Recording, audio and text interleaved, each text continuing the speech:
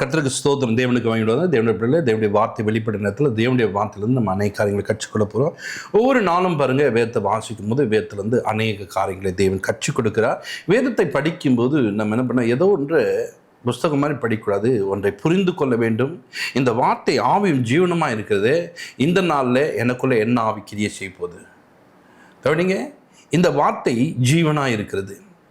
இதனாலே எனக்குள்ள தேவனுடைய ஜீவன் வரப்போகிறது. வேதத்தை நீங்கள் படிக்கும்போது வேதம் உங்களுக்கு அநேக காரியங்கள் கற்றுக் கொடுக்கும்.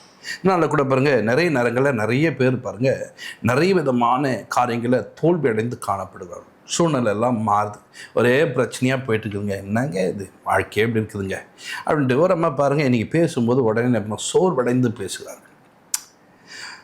ஐயா நான் இப்படி இருக்கிறேன், என் பிரச்சனைகள் வந்து பிரச்சனை ரெண்டு தான். ஒன்று அவங்க வீட்டுக்காரர், இன்னொன்று பையன். ரெண்டே பிரச்சனைக்கு இந்த அம்மா சோர்வடைந்து இருப்பதை விட மரித்து போவது நல்லது என்பதை அவர்கள் அறிந்து கொண்டு இனி வாழக்கூடாதுன்னு சொல்லிட்டு நினைக்கிறாங்க. அப்போ தான் சொன்னேன், இப்படி தாம்மா தோணும் நிறைய நேரத்தில். நீ உடனே என்ன பண்ணக்கூடாது, இருக்கிறத விட செத்து போனால் நல்லாக்குன்னு சொல்லிட்டு செத்து போயிடணும், இப்போதான் இருக்கக்கூடாது நீ எல்லாம் அப்படின்னு. என்ன ஏன் இப்படி சொல்கிறீங்கன்னாங்க. ஆமாம், இவ்வளோ வசனங்களை கேட்டிருக்க, இவ்வளோ வார்த்தைகளை கேட்டிருக்க, நீ என்ன இப்படி பார்த்தீங்களா? இன்றைக்கி அநேகருடைய வாழ்க்கை அப்படி தான் இருக்குது. வேதத்தில் நீங்கள் பார்க்கும்போது பாருங்கள், 2 Corinthians முதல் அதிகாரத்தில் 4ஆம் வசனத்தை பாருங்கள், எங்களுக்கு வரும் சகல உபத்திரவங்களிலும், எங்களுக்கு வரக்கூடிய சகல உபத்திரவங்களிலும் அவரே எங்களுக்கு ஆறுதலாக இருந்தாராம். யார்? இயேசு. இந்த இயேசு ஆறுதலாக இருந்திருக்கிறார். இந்த ஆறுதலை அடைந்திருக்கிறார்கள், இந்த ஆறுதலை பெற்றுக்கொண்டிருக்கிறார்கள். இன்றைக்கு இதே ஆறுதல் நீ அடைய வேண்டும். பிரச்சனைன்னு சொல்வதற்காக வரல, பிரச்சனைக்கு நடுவில் நீ வெளியே வந்து இந்த பிரச்சனை உள்ள மனிதரை போய் நீ மீட்டெடுக்க வேண்டும். அப்படிங்க. அப்போ தான் சொன்னேன்மா, உனக்குனாச்சும் ஒரு பிரச்சனைன்னு சொன்னால் நீ ஃபோன் எடுத்து பேசும்போது பதில் சொல்வதற்கு உனக்கு நான் ஒரு ஊழியக்காரனாக நான் இருக்கிறேன். ஒரு தேவன் இருக்கிறார், தனிப்பட்ட விதத்தில் ஜபிக்கும் போது இயேசு உங்களுக்கு உதவி செய்வார். இப்படி நமக்கு இத்தனை பேர் இருந்தே நம்மளால் வாழ முடியலன்றீங்களே, எத்தனையோ பேருக்கு வாழவே முடியாதபடிக்கு ஒரு சூழ்நிலை மாறும்போது அவர்கள் எத்தனை கஷ்டப்படுவார்கள், எத்தனை வேதனைப்படுவார்கள். கர்த்தர் உன்னை அதற்காகத்தனமாக தெரிந்து கொண்டிருக்கார். நீ வேலை செய்கிற இடத்துல எத்தனையோ பேர் உபத்திரத்தின் மத்தியில் வரவங்களுக்கு நீங்கள் என்ன பண்ணணுமா, ஆறுதல் சொல்வதற்காக கர்த்தர் வைத்திருக்கார். ஆனால் நீயோ ஒரு பிரச்சனை நிமித்தமாக என்ன பண்ணுற, எனக்கு யார் ஆறுதல் சொல்லுவாங்க, என் பிரச்சனையை யார் தீர்ப்பாங்க? பார்த்தீங்களா? இப்படி ஓடிக்கொண்டிருக்கிறார். வேதத்தில் மனிதர்கள்லாம் பாருங்கம்மா, சகலவிதம் ஆறுதல் செய்கிற தேவனை பற்றி கொண்டு அவர் எல்லா விதங்களிலும் ஆறுதல் செய்ததை எண்ணி பார்த்து அந்த ஆறுதலை பிடித்து கொண்டு என்ன பண்ணாங்கன்னா, யாரெல்லாம் பிரச்சனையோடு இருக்காங்களோ, யாரெல்லாம் தோல்வியோடு இருக்காங்களோ அவங்களுக்கு ஆறுதல் சொல்லி கொண்டு இருக்கிறார்கள். இந்த ஆறுதலை பாருங்கள், நிறைய நேரத்தில் நிறைய பேருக்கு தெரியல. துக்க வீட்டில் மட்டும்தான் இதை பேசுவாங்க. ஏன்னா அந்த வீட்டில் பாருங்கள் ஆறுதல் அற்று கிடப்பார்கள்னு சொல்லிட்டு. ஏன்னா அவங்க வீட்டில் ஒரு பெரிய பிரிவினை. நிறைய நேரத்தில் அங்கே இருந்தவர்கள் அவளோட விட்டு பிரிந்து போயிருப்பார்கள், இல்லாமல் போயிட்டுருப்பாங்க. இப்போ அங்கே தான் என்ன பண்ண, அந்த ஆறுதலை சொல்லி கொண்டிருப்பது, அந்த ஆறுதலை பேசி கொண்டிருப்பது. இன்றைக்கு நான் உங்களுக்கு சொல்லுகிறேன், தேவனின் பிள்ளைகளே, உங்களுக்கு ஆறுதல் செய்கிற ஒரு தேவன் இருக்கிறார் உங்களோடு கூட. அந்த ஆறுதல் செய்கிற தேவனை நீங்கள் பற்றி கொண்டு அந்த ஆறுதல் செய்கிற தேவனோடு நீங்கள் ஐக்கியப்படும் போது தேவன் உங்களுக்கு உதவி செய்ய வல்லவராக இருக்கிறார். உங்கள் தேவையை அவர் சந்திக்கிறார். நிறைய நேரங்களில் நிறைய பிரச்சனைகள் நடுவில் தேவனுடைய உதவியை நாட வேண்டும், தேவ தயவை நாட வேண்டும், தேவனுடைய பிரசன்னம் எங்கள் வாழ்க்கையில் கடந்து வர வேண்டும் என்று நீங்கள் நினைக்க வேண்டும். அல்லேலூயா. அப்படி பெற்றுக்கொண்டு அவைகளை கொண்டு போய் ஆறுதலற்ற ஜனங்களுக்கு நீங்கள் ஆறுதல் சொல்ல வேண்டும். வேதத்தில் நீங்கள் பாருங்கள், ஆகார் என்ற ஒரு மகள் இருக்கிறார். இந்த ஆகார் பாருங்க, ஆபிரகாமோடு புறப்பட்டு வந்தார்கள். ஆபிரகாமோடு புறப்பட்டு வரும்போது அவருடைய மனைவிக்கு குழந்தை இல்லாததுனால இந்த ஆகார் என்ன பண்ணாங்க, மனைவியாய் மாறி குழந்தை பெற்றுக் கொடுக்கிறார்கள். இந்த குழந்தைக்கான எல்லா காரியங்களும் நடந்து வரும்போது இந்த ஆகாருக்கு விரோதமாய் யார் கொண்டு வந்தார்களோ அந்த சாராள் பாருங்க, அவங்களுக்கு விரோதமாய் பேசுகிறார்கள், அவங்களுக்கு விரோதமாய் நடக்கிறார்கள். இவங்களை நம்பி தான் வந்தாங்க, இவங்களுக்கு வேலையாட்களை தான் அங்கே கொடுக்கப்பட்டது, இவங்களை தான் நம்பி வந்து எனக்கு என்ன பண்ணுறேன், ஒரு எஜமானிய மாதிரி வந்தாங்க. ஆனால் அந்த அம்மாவே வேதனைப்படுத்தும் போது இப்போ அந்த அம்மா சொல்லாமல் கொள்ளாமல் அந்த வீட்டை விட்டு ஓடுறாங்க. போகும்போது ஆறுதல் இல்லாமல் போகிறாங்க. நான் எங்கே போக போகிறேன், எங்கே போய் தங்க போகிறேன், யார் எனக்கு இருக்கிறாங்க அப்படின்னு பலவிதமான குழப்பத்தோடு போகும்போது பாருங்க, இவங்க பாட்டு என்னை எனக்கு கண்டுக்க யாரும் இல்லைனாங்க, இவர்களை பார்க்கிற தேவன் ஆறுதல் சொல்ல வந்து விட்டார்.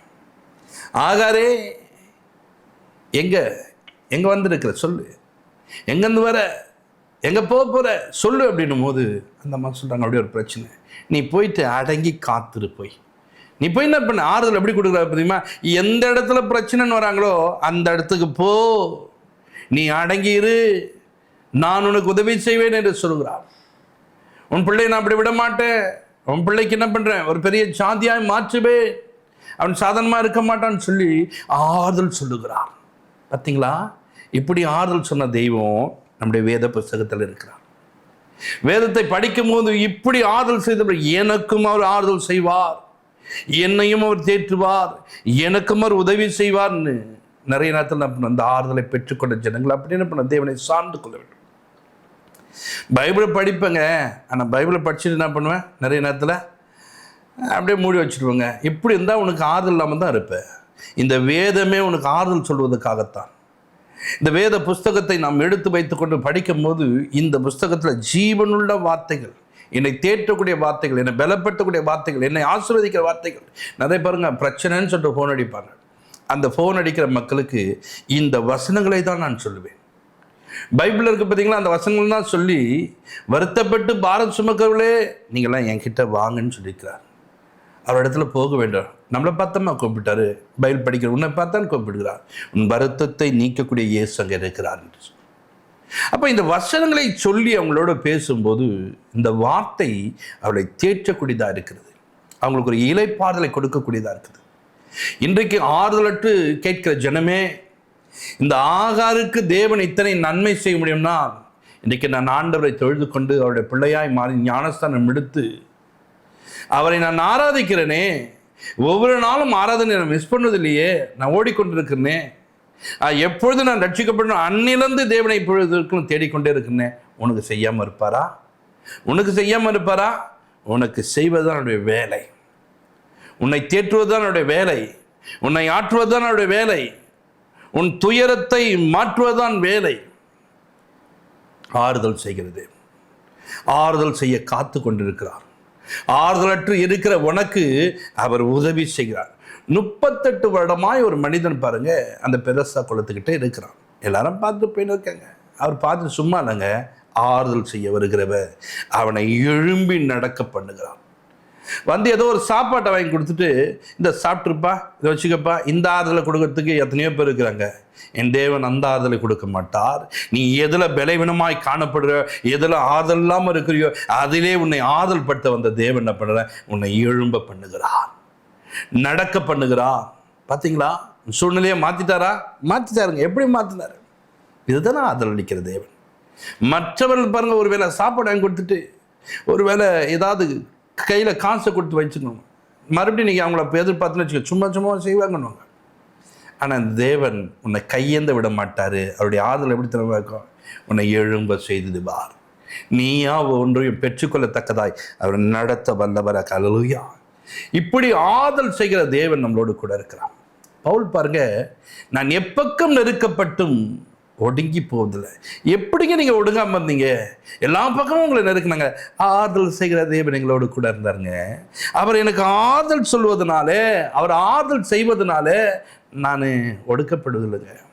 யாருமே இல்லைன்னா, ஐயோ எனக்கு ஏன் இவ்வளோ பிரச்சனை, எனக்கு ஏன் இவ்வளோ போராட்டம், எப்போ பாரு என்ன பிரச்சனை பட்டுனே இருக்காங்களான்னு சொல்லிட்டு நான் ஒடுங்கி போயிருப்பேன். ஆனால் இந்த தேவன் அப்படி விடவில்லை. அதை இவர் எந்தெந்த இடத்திலே ஒடுக்கப்படுகிறாரோ ஆறுதல் சொல்ல அவர் வருகிறார். அவர் ஆறுதல் படுத்துகிற ஒரு தேவனாக இருக்கிறார். அதனாலே அவர் என்ன பண்ண, சோர்வடைத்து பாருங்க, எல்லாரும் அடிந்து போகிறமேன்னு சொல்லிட்டு சொல்லும் போது, உன் நிமித்தமா, பார்த்தீங்களா, உன் நிமித்தமாக அவரெல்லாம் காக்கப்படுவார்கள். நினச்சிங்களா, ஒருவனும் செத்து போக மாட்டான், எல்லாம் உயிரோடு இருப்பாங்க. பார்த்தீங்களா, இதை சொன்ன மாதத்தில் அவர் பாருங்க எவ்வளோ நம்பிக்கை உள்ளவரமாக. நாங்கள்லாம் அந்த புயலை பார்த்து, இந்த காற்றை பார்த்து நாங்கள் பயந்து கொண்டு வந்தோம், கப்பல்லாம் உடஞ்சி போச்சு, நான் என்ன பண்ண போகிறேன்னு தெரியல நினைக்கும் போது அவருடைய வார்த்தை அந்த இரவிலே அவருக்கு தோன்றி அவருக்கு என்ன பண்ணுறது, ஆறுதல் செய்கிற தேவனாக இருந்தார். இன்றைக்கு தேவனுடைய பிள்ளைகளே, நீ எந்த இடத்துல இன்றைக்கி ஆறுதலற்று காணப்படுகிறாயோ, இன்றைக்கு உன்னுடைய கனவில் அவர் வருவார், உனக்கு சொப்பனமாய் தோன்றுவார், உன்னை அவர் ஆறுதல் படுத்த வல்லவராய் இருக்கிறார். உன்னை ஆற்றக்கூடிய தேவன், உன்னை தேற்றக்கூடிய தேவன் உனக்கு உதவி செய்ய வருகிறார். ஒரு மனிதன் பாருங்க, பிஸ்னஸ் இல்லை, பிஸ்னஸ் போயிடுச்சு, எல்லாத்தையும் என்ன பண்ணான், பிடிங்கிட்டான், என்கிட்ட ஒன்றுமே இல்லை, 10 முறை சம்பளத்தை வஞ்சிட்டான் அப்படின்னு சொல்கிற ஒரு மனுஷனுக்கு அவர் சொப்பனத்தில் கனவில் தோன்றினார். அவருக்கு வேண்டிய ஆறுதலை கொடுத்தார். என்ன பண்ணணும், எப்படி செய்யணும். பார்த்தீங்களா, பிஸ்னஸ் பெருகிடுச்சு, மந்தை பெருகுது. இன்னைக்கு உன் பிஸ்னஸில் ஆண்டவர் எனக்கு ஆறுதல் செய்கிறார். நீ எந்த இடத்துல தோல்வியடைந்து காணப்படுகிறாயோ அதே இடத்துல கர்த்தர் உனக்கு உதவி செய்ய வல்லவராக. ஒரு அம்மா என்கிட்ட ஃபோன் பண்ணும்போது சொன்னாங்க, ஐயா அது மாதிரி ஒரு பிரச்சனை, நாங்கள் வீட்டை விற்றுட்டு இப்படி வந்துட்டோம். நாங்கள் சரிம்மா என்னாச்சுன்னு, இது மாதிரி ஒரு 2.5 கோடி ரூபாய் கடலில் நாங்கள் மாட்டிக்கணும். எவ்வளோம்மா? 2.5 கோடி. அவ்வளோ கடலில் மாட்டிக்கினீங்களான்னு. ஆமாம், இந்த மாதிரி எங்கள் கணவன் ஒரு பிஸ்னஸில் இருந்தார். சரிம்மா நான் ஜாம் பண்ணிட்டு நான் சொல்கிறேன்னு.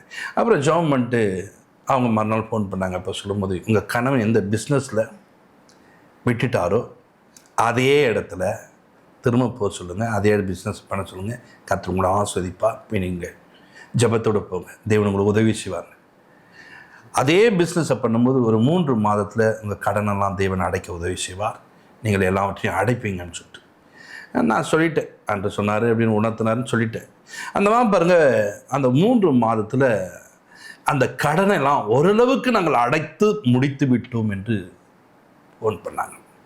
அப்போ சொன்ன, ஓரளவுக்கு நம்ம எல்லாத்தையும் முடிக்கலையான்னு கேட்டேன். இல்லை, முக்கால்வாசி பிரச்சனை முடிச்சு, கால்வாசியாக அதையும் கர்த்தர் முடிக்க செய்வார்.